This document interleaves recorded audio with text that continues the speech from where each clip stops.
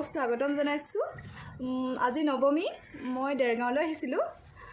তাকে ফুৰিবলৈ যোৱা হয় নহয় ঠিক নাই, কিন্তু বৌহঁতৰ লগতে যাম বুলি ভাবিছোঁ। অকণমানিৰ কাৰণে যাব নোৱাৰোঁ। ঠিক আছে বাৰু, আপোনালোকক চাই থাকক, দেখাই গৈ থাকিম।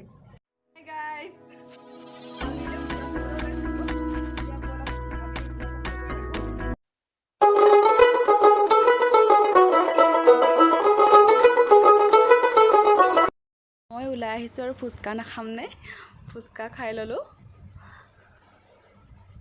দিয়াহিয়ে নাই এতিয়ালৈকে।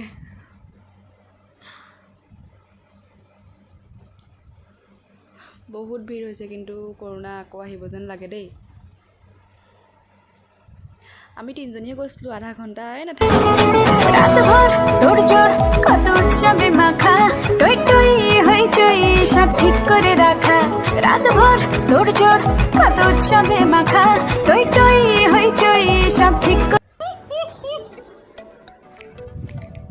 আমাৰ আদি গিগি এখন, এইটো আদি বাবা। ঘৰলৈ আহি বৌয়ে ৰুই থোৱা ফুলকেইজোপাকে দেখাইছোঁ। বহুত ধুনীয়াকৈ ৰুই থৈছে, কিন্তু কম ৰুই থৈছে। বহুত ধুনীয়াকৈ ৰুই থৈছে ফুলখিনি। এই আৰু কিন্তু দেখুৱাম, ফুলখিনিকে দেখালোঁ।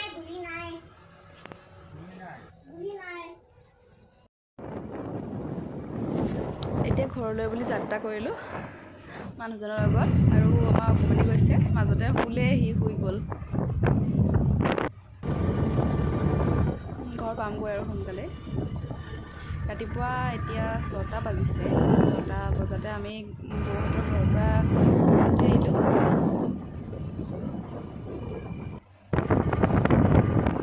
আমাৰ ফটো নুঠা মানুহ কুঁৱলী হ'লেই আৰু বতৰটো। ইমানতে সামৰণি মাৰিছোঁ। মই দেৰগাঁৱৰ পৰা আহিলোঁ আৰু ফ্ৰেছ হৈ ল'লোঁ, ভাত পানী খাই এতিয়া হৈ গ'ল।